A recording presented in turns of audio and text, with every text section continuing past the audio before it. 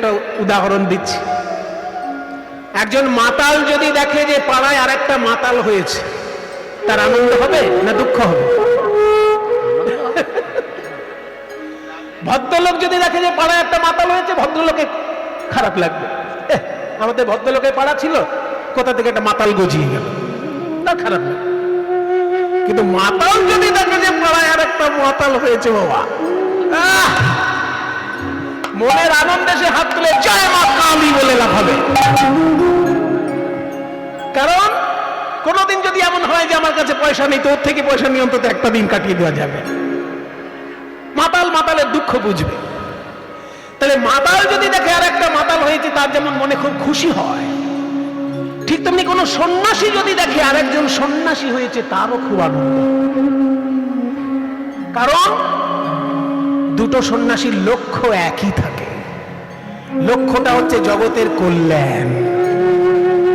কোন মানুষ যদি সন্ন্যাসী হয়, বাবা লোকের বাড়িতে ভিক্ষে করে করে জীবন কাটানোর জন্য সন্ন্যাসী হয় না। এটা যদি কেউ করে থাকে, সে অন্যায় করছে। সন্ন্যাসীর লক্ষ্য হচ্ছে মানুষের কল্যাণ। মানুষ জপ তপ করতে পারবে না, সেই জন্য মানুষের হয়ে সন্ন্যাসী করে। কঠিন কঠিন তপস্যা সাধারণ মানুষ পারবে না, সাধারণ মানুষের হয়ে সন্ন্যাসী করে। তাই সন্ন্যাসীর কাজ হচ্ছে জগতের কল্যাণ। কল্যাণের জন্য সে গৃহত্যাগ করেছে, আত্মীয় স্বজন ত্যাগ করেছে, বাবা মা ত্যাগ করেছে, মানুষের কল্যাণের জন্য। তাই জন্য কোন সন্ন্যাসী যদি দেখে যে আরেকজন সন্ন্যাসী হয়েছে, তার খুব আনন্দ হয়, সে নাচতে থাকে যে জনগণের কল্যাণের জন্য আমি যেমন ঘর ছেড়েছি, তেমনি আমার আরেকটা ভাই আছে যে জনগণের কল্যাণের কথা ভেবে গৃহত্যাগ করেছে। তাই নিত্যানন্দ তো নিজে সন্ন্যাসী। তিনি যখন দেখলেন গৌরাঙ্গ সন্ন্যাসী হয়েছে, তাহলে তার দুঃখ করা উচিত না আনন্দ করা উচিত? নিত্যানন্দ তো গৃহত্যাগ করে এসেছেন মানুষের কল্যাণের জন্য। সকলকে তিনি গোলকে পাঠাবেন বলে গৃহত্যাগ করেছেন। তা গৌরাঙ্গ মহাপ্রভুর তো উদ্দেশ্য তাই, যে সকলকে আমি গোলকে পাঠাতে চাই, ওই জন্য আমি গৃহত্যাগ করেছি। তাহলে দুজনের উদ্দেশ্য যদি এক হয়, গৌরাঙ্গের সন্ন্যাসে নিতাই কেন কাঁদবে? আসলে প্রভু নিত্যানন্দ কাঁদছেন নিজের জন্যও নয়, নিমাইয়ের জন্যও নয়, ওই নিমাইয়ের মা শচী দেবীর মুখের দিকে তাকিয়ে। সন্ন্যাসী মানুষ জনগণের কল্যাণের জন্য গৃহত্যাগ করেন ঠিকই, কিন্তু তার হৃদয় বলে একটা জায়গা থাকে। ওই সন্ন্যাসী নিতাই গৌরাঙ্গের মায়ের মুখের দিকে তাকিয়ে ভাবছে যে আমার মা পদ্মাবতীও তাহলে এইভাবে কেঁদেছিল আমি যখন ঘর ছেড়ে বাইরে এসেছি। তাই গৌরাঙ্গ মহাপ্রভুর মা শচী দেবী যখন কাঁদছেন, তার মুখের দিকে তাকিয়ে আর নিতাই থাকতে পারলেন না। নিজের মায়ের মনের কথা করে চিন্তা করে নিতাই চাঁদ কেঁদে উঠলেন। ওই জন্য দেখুন পদকর্তা কি সুন্দর লিখেছেন, কাঁদে নিত্যানন্দ শচীর মুখ নিরখিয়া। শচীর মুখ নিরখিয়া মানে শচী মায়ের মুখের দিকে তাকিয়ে নিজের মায়ের মনের কথা, নিজের মায়ের কথা চিন্তা করে নিতাই কেঁদে উঠলেন। আমাদের সারা বছর নানান ভাবে সেবা করে, আর আমরা প্রকৃতির ক্ষতি করি, তাই না? যেখানে যেখানে যেখানে খুশি প্লাস্টিক ফেলে দিই। প্লাস্টিক যেখানে সেখানে ফেলবেন না কখনো। এই সাধারণ শিক্ষাগুলো আমাদের মধ্যে আস্তে আস্তে নষ্ট হয়ে যাচ্ছে। প্লাস্টিক এমন জায়গায় ফেলবেন যাতে সেই প্লাস্টিক তুলে নিয়ে আবার কোম্পানিতে ওই প্লাস্টিক ঘুরিয়ে ফিরিয়ে আবার সেগুলো কাজে লাগাতে পারে। কারণ প্লাস্টিক আমাদের দেশের বন্যার প্রধান কারণ হয়ে যাচ্ছে। প্লাস্টিক জীবজন্তুর এবং গাছপালার ক্ষতির প্রধান কারণ হয়ে যাচ্ছে। তাই প্রকৃতি করে আমাদের উপকার, আর আমরা করি প্রকৃতির অপকার। বসন্তকালের প্রথম উপকার কি না, দক্ষিণের বাতাস বয়ে দেয় প্রকৃতি, আর তাতে চন্দনের গন্ধ মেশা থাকে, আর আমরা বাতাসে কলকারখানার কালো ধোঁয়া মিশিয়ে দিচ্ছি। সেই জন্য প্রকৃতির সেবা আমরা ঠিক নিতেই পাচ্ছি না। বসন্তকালের দ্বিতীয় বৈশিষ্ট্য কি, যেটা এখনো বেঁচে আছে, কোকিলের ডাক। দেখবেন সারা বছরের মধ্যে কোকিল বসন্তকালেই ডাকে। তাই রাধারানী বলছে, ওই শোন কোকিল ডাকছে, ওই কোকিলকে নিষেধ কর, কোকিলকে যেন আর না ডাকে। না না না না না, আমি স্বার্থপরের মতো বলবো না যে আমার সুখের জন্য কোকিলের ডাক বন্ধ কর। কারণ কোকিল তো সারা বছর ডাকবে না, এই বসন্তকালেই ডাকবে। আমি না হয় কৃষ্ণ বিরহে কষ্ট পাচ্ছি তাই আমার খারাপ লাগছে, কিন্তু কারণ না কারণ এই কোকিলের ডাক তো ভালো লাগছে। কাজে কোকিলের ডাক বন্ধ করিস না, বরং আরো বেশি করে ডাকতে বল কোকিলকে, যাতে আমার তাড়াতাড়ি মৃত্যু হয়। কারণ ওই কোকিলের ডাক মনে পড়লেই তো আমার প্রাণ গোবিন্দের বাঁশির কথা মনে হবে। আর তৃতীয় বৈশিষ্ট্য কি, ভালো ভালো ফুল যদি ফোটে বসন্তকালে, ভ্রমর এসে গুঞ্জন করে। বসন্তকালে ভ্রমরের গুঞ্জনটা বেশি ভালো করে বোঝা যায়, কারণ বর্ষাকালে তো ভ্রমর উঠতে পারবে না বৃষ্টির জন্য, আর শীতকালেও ভ্রমরের ওড়াটা ঠিক বোঝা যায় না। অন্য কালে অতটা বোঝা যায় না যতটাই বসন্তকালে বোঝা যায়। তাই অলি ঝঙ্করু কুসুমে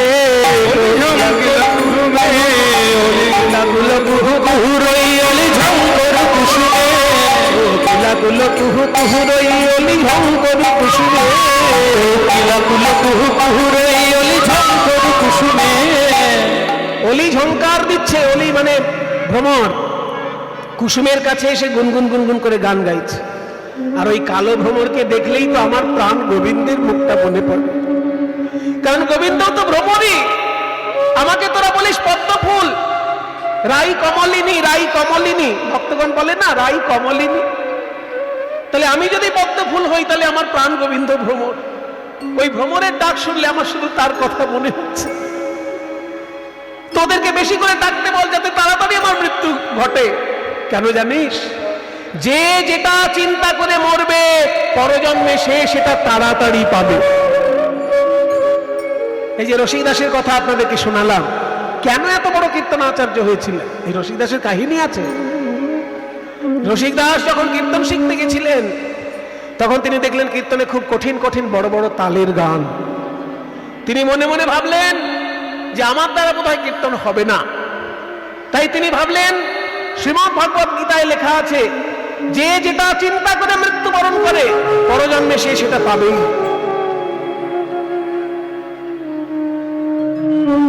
ওই যে আছে না শ্লোক গীতায়, প্রয়াণ কালে জমামে বা স্মরণ মুক্তা কলেবরম যা প্রয়াতি সমদ্ভাবং জাতি নাস্ত্যত্র সংশয়। মৃত্যুকালে যদি কেউ আমার কথা চিন্তা করে করে মৃত্যুবরণ করে, সে আমাকে পাবেই পাবে, এটা গীতায় ভগবান লিখছে। তাই আমি কীর্তনের কথা চিন্তা করে যদি আত্মহত্যা করি, তাহলে হয়তো কীর্তনকে আমি পরজন্মে তাড়াতাড়ি পাবো। এই চিন্তা করে রসিক দাস যখন আত্মহত্যা করতে গেলেন, সেই সময় একজন ব্রাহ্মণ এসে মাথায় হাত দিয়ে বলছে, রসিক, তোমার ইচ্ছা আমি বুঝতে পেরেছি, তুমি আত্মহত্যা করতে চাও, কীর্তনকে এত ভালোবাসো যে পরজন্মে যাতে তাড়াতাড়ি কীর্তন শিখতে পারো। কিন্তু তোমায় আত্মহত্যা করতে হবে না রসিক, আমি আশীর্বাদ করে দিচ্ছি, তুমি বাড়িতে যাও, মুখ দিয়ে তুমি যে সুর বার করবে সেটাই কীর্তন হয়ে যাবে। এবার একজন ঠাকুর মশাইয়ের কথা শুনে রসিক সেই ঠাকুর মশাইয়ের সম্মানের জন্য সেদিন আত্মহত্যা করলেন না, বাড়িতে গিয়ে শুয়ে পড়লেন।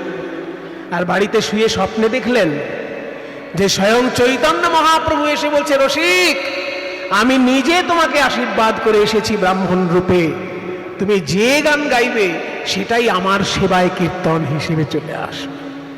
তাই তো সেই রসিক দাস যে মহাপ্রভুর কৃপা পেয়ে সে গান এমন গিয়েছিল যে সেই যুগে তিনি কীর্তনের প্লাবন বইয়ে দিয়েছিলেন সারা ভারতে, সারা বাংলার বুকে।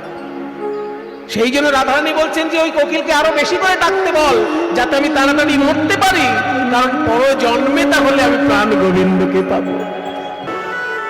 তনুতে যাব পাবো অনুজনমে, হরিকে বাসনা করে, মানে হরি পাবার লালসায় যদি হরি বলে একবার মরতে পারি, পরজন্মে আমি প্রাণ গোবিন্দকে তাড়াতাড়ি। আরে ললিতা, তুই আমাকে একবার কোলে কর। সব সঙ্গিনী ঘেরি বৈঠলি, সব সঙ্গিনী ঘেরি বৈঠলি, সব সঙ্গিনী ঘেরি বৈঠলি, সব সঙ্গিনী ঘেরি বৈঠলি, রাধার নিদান দশা দেখে সব সঙ্গিনী ঘেরি বৈঠলি, রাধার নিদান দশা দেখে সব সঙ্গিনী ঘেরি বৈঠলি। সখীগণ রাধারানীকে ঘিরে বসলেন রাধারানীর এই করুণ দশা দেখে। ও মায়েরা, রাধারানীর বান্ধবী কজন, তাদের নামগুলো বলছি। ললিতা, বিশাখা, একটু পরেই নামগুলো জিজ্ঞেস করবো, কিন্তু তখন বলবেন আপনারা। ললিতা, বিশাখা, চিত্রা, চম্পকলতা, রঙ্গদেবী, সুদেবী, তুঙ্গবিদ্যা, ইন্দুরেখা। এই 8 জন হলো রাধারানীর সখী। আর একবার বলছি, এগুলো সব মুখস্থ করতে হয় ভক্তদের। কেন জানেন? যখন রাধা গোবিন্দের ধ্যান করবেন তখন রাধা গোবিন্দের চারিপাশে 8 জন সখীকে চিন্তা করবেন, কিন্তু তাদের নামই যদি আপনার মনে না থাকে তাহলে চিন্তা করবেন কি করে? সেই জন্য এগুলো একেবারে মুখস্থ করে নিতে হয়। রাধারানীর 8 জন সখী হলো, আবার বলছি একটু পরে ধরবো, ললিতা, বিশাখা, চিত্রা, চম্পকলতা, রঙ্গদেবী, সুদেবী, তুঙ্গবিদ্যা, ইন্দুরেখা। শেষবারে বলে দিই একবার, ললিতা, বিশাখা, চিত্রা, চম্পকলতা, মানে দুটো চ পরপর আছে, এটা মনে রাখবেন তাহলে হয়ে যাবে। ললিতা বিশাখার নাম তো সবার মুখস্থ থাকে, ওই দুটো নিয়ে চিন্তা নেই, কিন্তু পরের গুলো মনে রাখাটাই কঠিন। পরের দুটো নাম চ দিয়ে শুরু, চিত্রা আর চম্পকলতা। আর তারপরের দুটো নাম তুঙ্গবিদ্যা, ইন্দুরেখা। শেষকালের দুটো নাম রঙ্গদেবী, সুদেবী। এই 8 জন সখী। সবসঙ্গিনী ঘেরি বৈঠলি, সবসঙ্গিনী ঘেরি বৈঠলি, নাম তো হরি নামে, ঘিরি বৈঠলি সুনত হরি নামে। রাধারানীর নিদান দশা দেখে 8 সখী তাকে ঘিরে বসলো আর গুনগুন করে হরি নাম শোনাইল। কিন্তু নাম শোনালের সময় কি হলো জানেন? 6 রাগ 36 রাগিনী এসে দাঁড়িয়ে পড়ল। বেহাগ রাগ, বাগেশ্বরী রাগিনী, মালকোষ রাগ, এক একটা রাগ রাগিনী, 6 রাগ 36 রাগিনী এসে করজোড়ে। এখন কি রাগ চলছে? এখন যে রাগে গানটা হচ্ছে এটা কি রাগ? ভৈরবী। গারে সদানি দাসা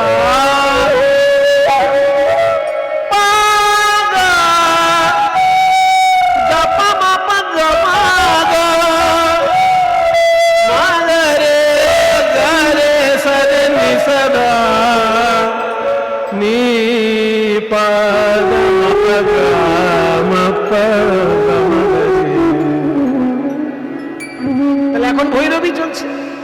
6 রাগ 36 রাগিনী এসে রাধারানীর চরণের কাছে দাঁড়িয়েছে। 8 সখীকে বলছে, হে সখীগণ, তোমরা তো তোমার রাধারানীকে কীর্তন শোনাচ্ছ, আমাদেরকে একটু ব্যবহার করো, তাহলে আমরাও একটু রাধারানীর সেবার সুযোগ পাবো। যেইখানে গাহে তৈখানে ওঠে নানা রাগিনী গানে। তখন রাগ রাগিনীর উদয় হলো, রাগ রাগিনীর উদয় হলো, ধনীর সেবা করবে বলে রাগ রাগিনীর উদয় হলো, ধনীর সেবা করবে বলে রাগ রাগিনী এসে দাঁড়ালো, ধনীর সেবা করবে বলে রাগ রাগিনী এসে দাঁড়ালো, ধনীর সেবা করবে বলে। যেইখানে গাহে তৈখানে উঠে,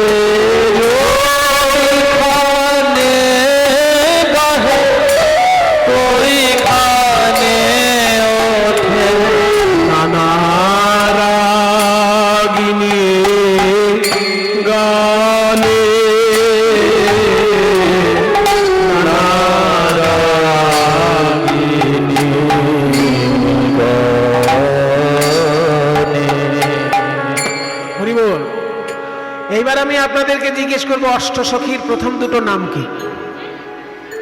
একটু আগে বললাম প্রথম নামটা কি ছিল? ললিতা। দ্বিতীয় নামটা কি ছিল? বিশাখা।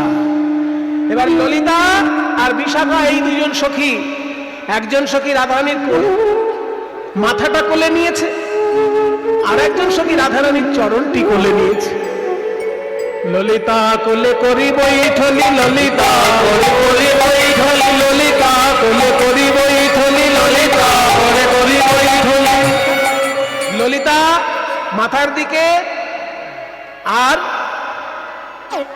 বিশাখা বলছে, দাদা আমি রাধারানীর নারীটা দেখি এখনো কেমন আছে।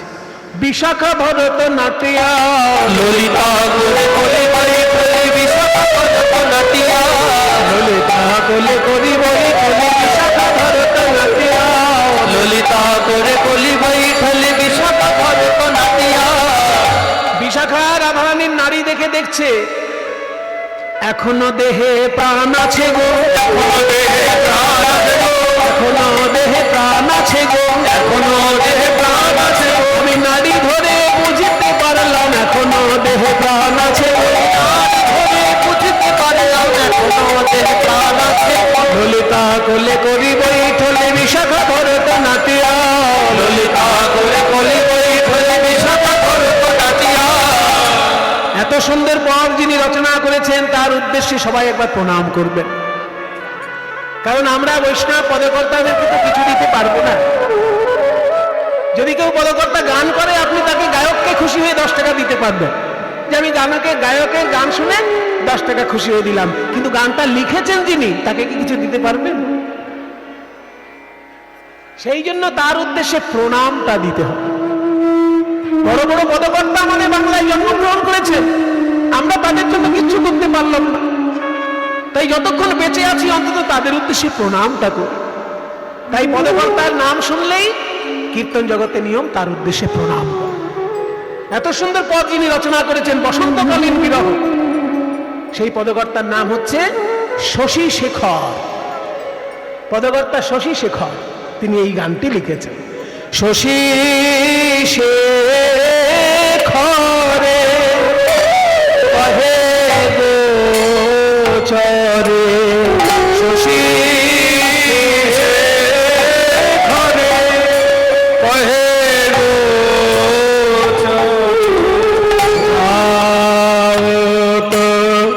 জিও ফটিয়া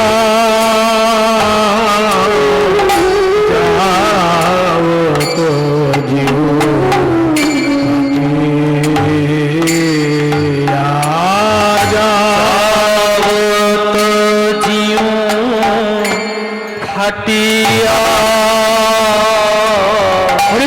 যাও তো জিও খাটিয়া যাও তো জিও ফাটিয়া। জিও মানে কি? দেখবেন পুরনো পুরনো মন্দিরে শ্রীকৃষ্ণের নামের আগে জিউ লেখা হয়, গোবিন্দ জিউ, রাধা বিনোদ জিউ লেখা হয় না? বর্গের জয় দীর্ঘি হর্ষ। ওই জিউটা কি জিনিস? ওই জিউটা আসল শব্দটা হচ্ছে জীব। জীব বটাকে উ উচ্চারণ করা হতো, উ অ। এবার অটা বাদ দিয়ে শুধু উটা রয়ে গেছে, জিউ। জিউ মানে প্রাণ, জীব শব্দের অর্থ হচ্ছে প্রাণ। তাহলে যাও তো জিউ প্রাণ। আমরা গোবিন্দের সঙ্গে জিউ কেন লাগাই না? গোবিন্দ জিউ অর্থাৎ গোবিন্দ হলেন আমার প্রাণ। রাধা বল্লভ জিউ অর্থাৎ রাধা বল্লভ হলো আমার প্রাণ। প্রাণ অর্থে জিউটা ব্যবহার করা হয়। তাই পদকর্তা বলছে যাও তো জিউ ফাটিয়া, মানে আমার প্রাণ বুঝি ফেটে যায় রাধারানীর বিরহ দশা দেখে। শশী শেখরে কহে গোচরে যাও তো জিউ ফাটিয়া, বলি পরাণ আমার ফেটে গেল রে, পরাণ আমার ফেটে গেল রে। আমাদের রায়ধনীর দশা হে রে, এই পরাণ আমার ফেটে গেল রে। রায়ধনীর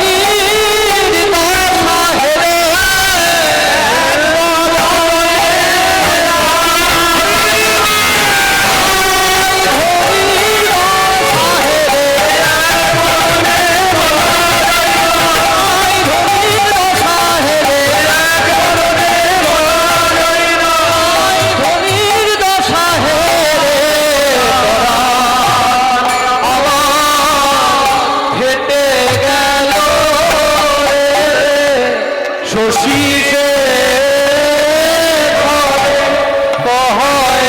গোচরে যাব তো জিও ফাটিয়া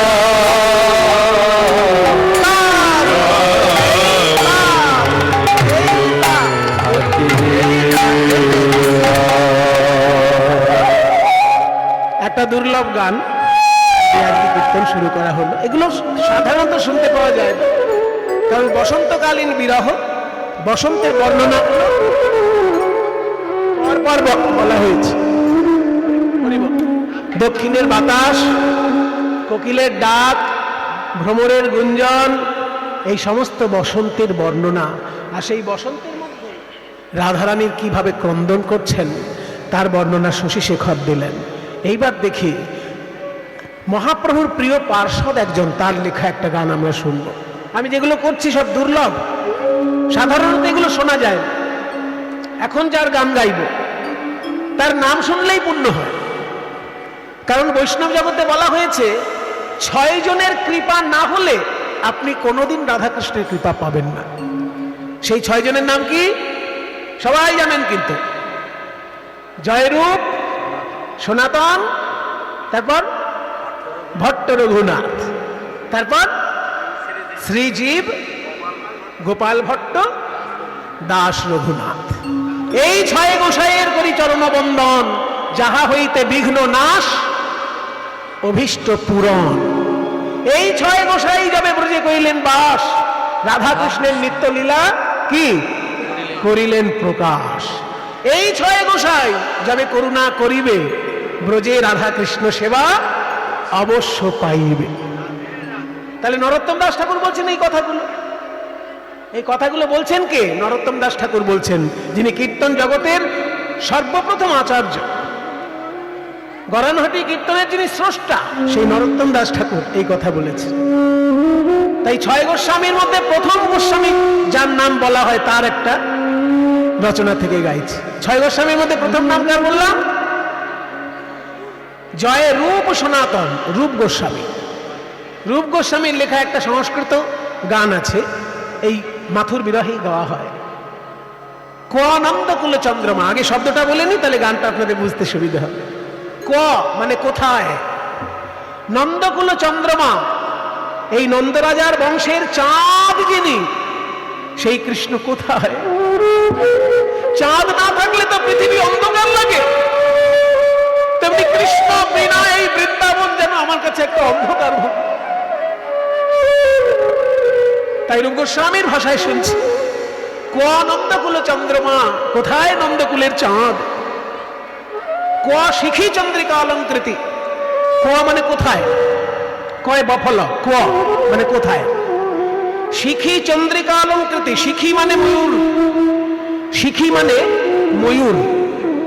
ময়ূরের মাথায় একটা শিখা থাকে না, ওই জন্য ময়ূরের নাম শিখি। চন্দ্রিকা মানে একদিকে ময়ূরের পালক, আবার চন্দ্রিকা মানে চাঁদের আলো। তাহলে ময়ূরের পালক হচ্ছে চন্দ্রিকা, শিখি চন্দ্রিকা মানে ময়ূরের পালক। অলঙ্কৃতি, অলঙ্কার যাহার, ময়ূরের পালক অলঙ্কার যাহার, সেই কৃষ্ণ কই? ক শিখি চন্দ্রিকা অলঙ্কৃতি। তারপর বলছে ক মন্দ্র মুরলী রব, কোথায় সেই গুরুগম্ভীর বংশীর ধ্বনি? মন্দ্র মানে গুরুগম্ভীর, কোথায় সেই গুরুগম্ভীর বংশীর ধ্বনি?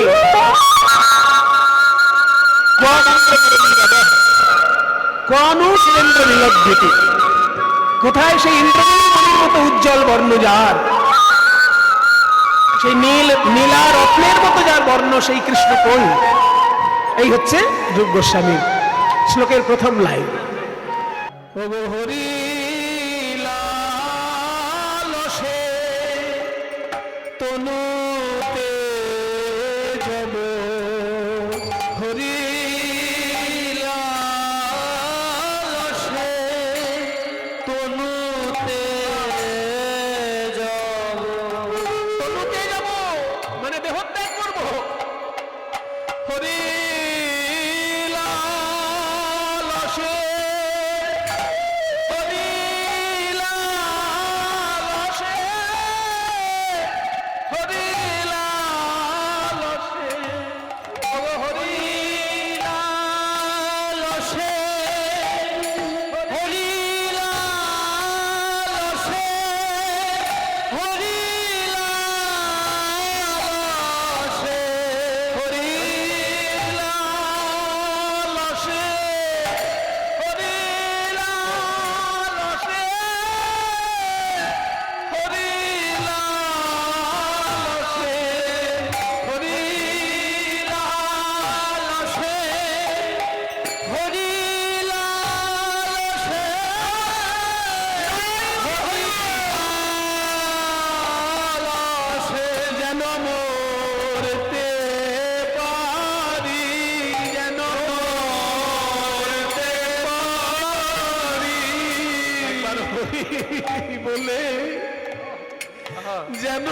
মরতে পারি, একবার হরি বলে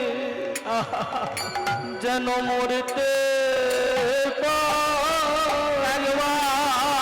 হরি বলে যেন মরতে পারি, একবার হরি বলে যেন মরতে পারি। ওগো পরজনমে আমার হরি পাবো, আমার হরি বলে যেন মরতে পারি। পরজনমে হরি পাবো, একবার হরি বলে যেন মরতে পারি। আমি পরজনমে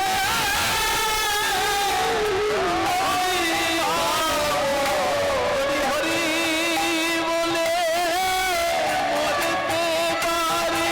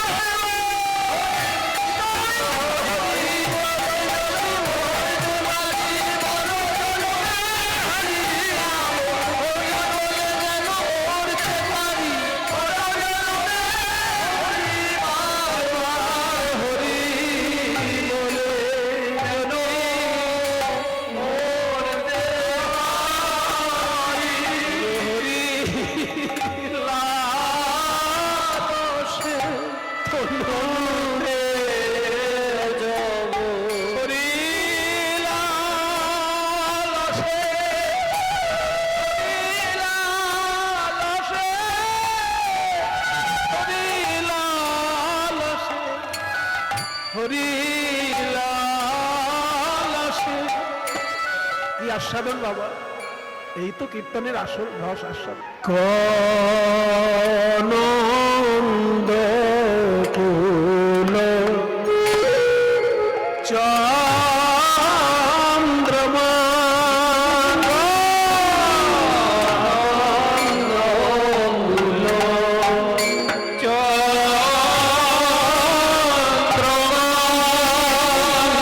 কুল আমি যে গুরুর নাম করেছি, আপনাদের এলাকার মানুষ ছিলেন বলেছি, নীলমণি দাস মহাশয়, তার শেখানো এই গান, এই গানটি তার শেখানো। কনন্দ কুল চন্দ্রমা নন্দ কুল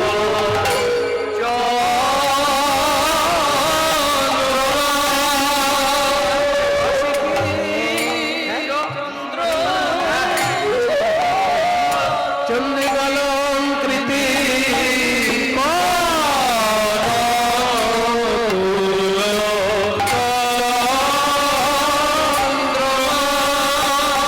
কৌশিখী চন্দ্র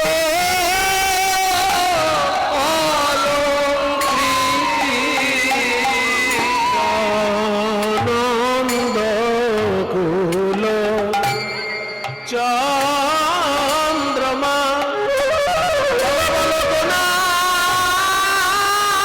আকাশে উদয় হলে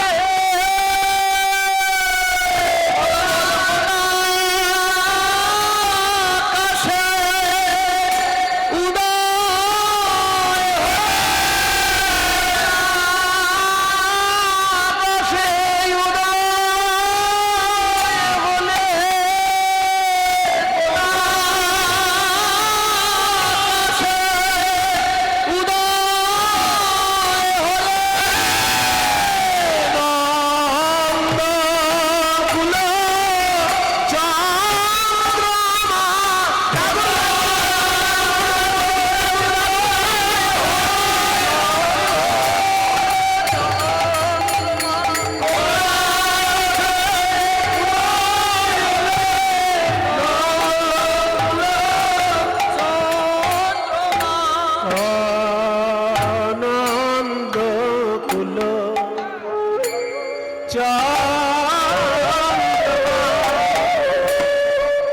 শিখি চন্দ্রিকালঙ্কৃতি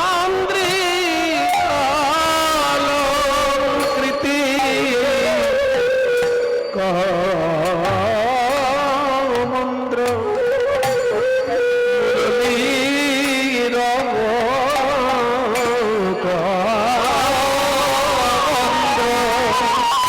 মুরলী রব বলো বলো আর কি শুনতে পাবো না গো, আর কি শুনতে পাবো না গো, বলো আর কি শুনতে পাবো না গো, আর কি শুনতে পাবো না গো, সেই মধুর মন্দ্র মুরলীতান আর কি শুনতে পাবো না গো, মধুর মন্দ্র মুরলীর তান যা শুনে যমুনায় বইত যায়, মধুর মন্দ্র মুরলীর তান শুনে মধুর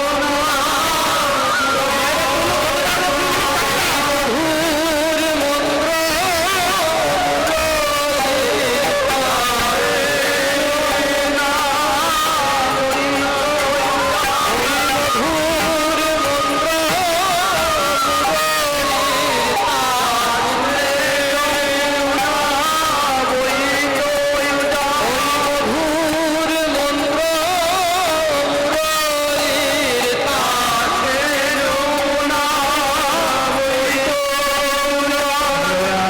আর কি শুনতে পাবো না হে মন্দ্র মুরলী পালু সুরেন্দ্র নীল দুতি।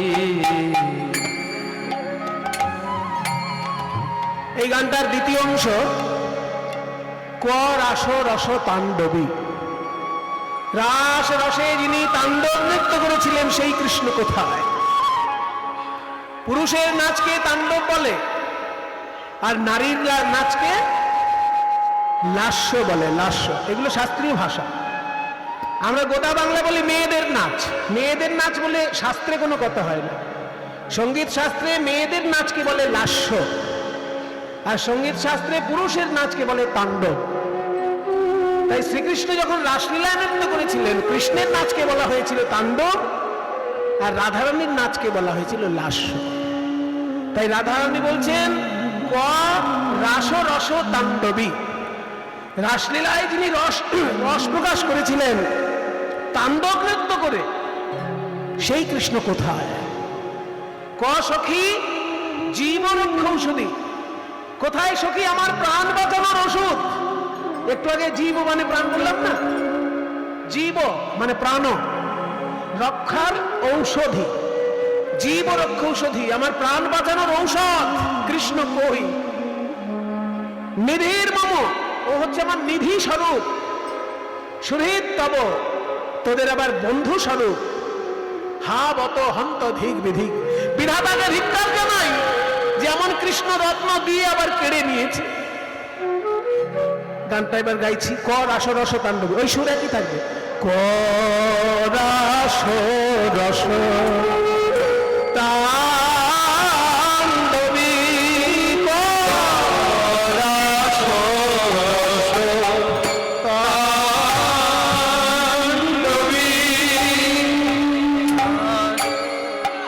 রস তাণ্ডবী, রাস রস তাণ্ডবী, রাস রস তাণ্ডবী। এখনো রাস মঞ্চ আছে,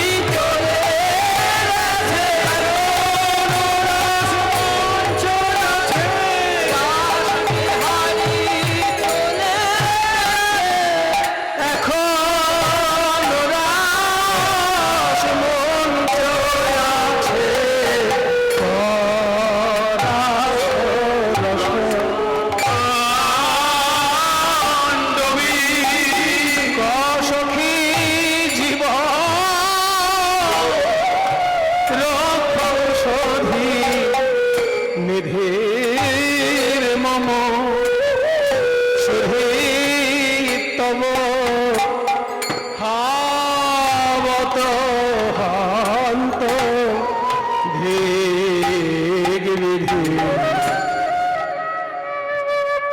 তাহলে দুখানা দুর্লভ গান আপনাদেরকে শোনাতে পারলাম, এটা আমার সৌভাগ্য। বসন্তকালের বর্ণনা আর রূপ গোস্বামীর লেখা মাথুর বিরহের পর।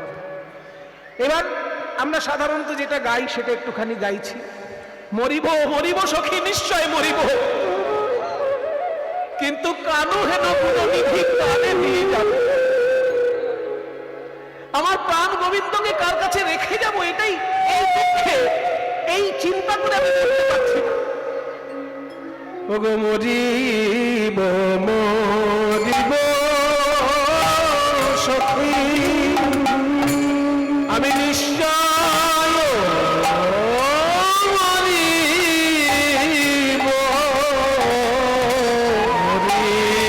মরিব মরিব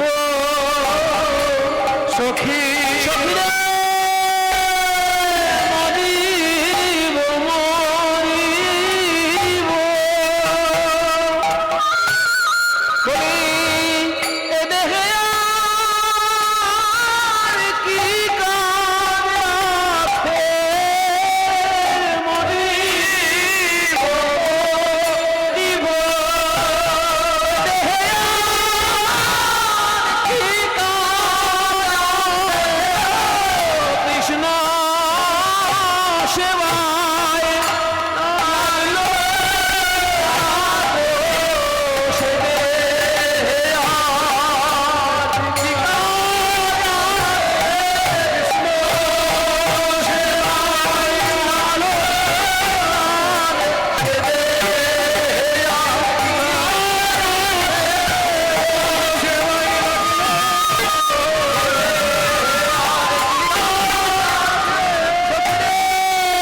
মরিব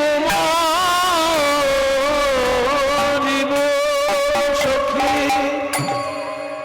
নিশ্চয় মরিব, কিন্তু কানু হেন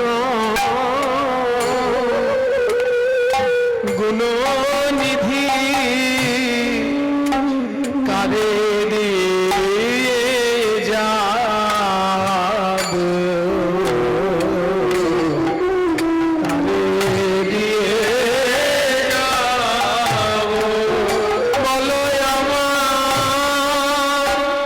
আমার কানু কারে দিয়ে বাজাব, আমার কানু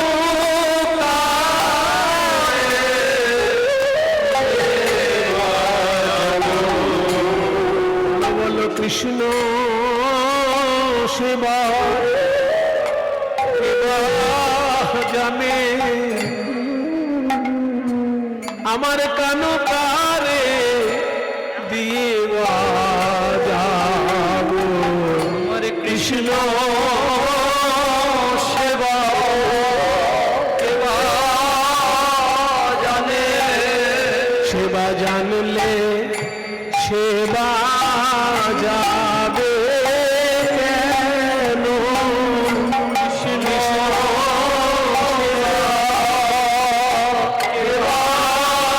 জানে, সেবা জানলে সেবা যাবে কেন, কৃষ্ণ সেবা জানে। খেয়াল করুন কথাটা, কৃষ্ণ সেবা কে বা জানে, সেবা জানলে সেবা যাবে কেন।